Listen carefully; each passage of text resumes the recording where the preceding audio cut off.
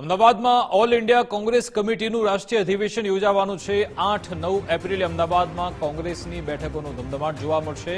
ગુજરાત કોંગ્રેસ પ્રદેશ પ્રમુખ શક્તિસિંહ ગોહિલે નિવેદન આપતા કહ્યું કે હરિપુરા ખાતે 1938માં એઆઈસીસીનું 51મું અધિવેશન યોજાયું હતું। સરદાર પટેલની આગેવાનીમાં આ અધિવેશન મળ્યું હતું। 1961માં બીજું અધિવેશન ભાવનગરમાં નીલમ સંજીવ રેડ્ડીની અધ્યક્ષતામાં થયું હતું। એઆઈસીસીનું ત્રીજું અધિવેશન અમદાવાદ ખાતે યોજાવા જઈ રહ્યું છે।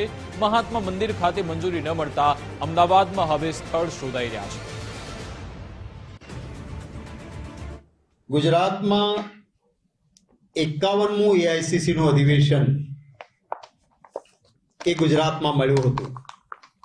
1938માં હરિપુરા ખાતે એ અધિવેશન મળ્યું હતું।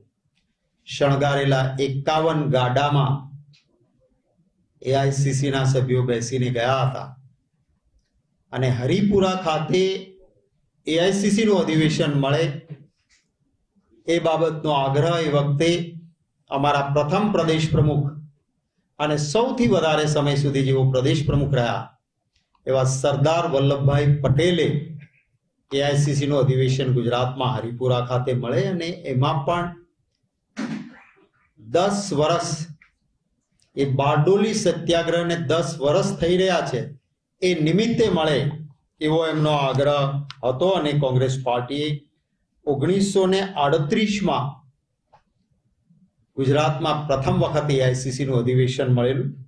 19 થી 22 ફેબ્રુઆરી એ હરિપુરા ખાતે એઆઈસીસીનું અમારું અધિવેશન મળેલું।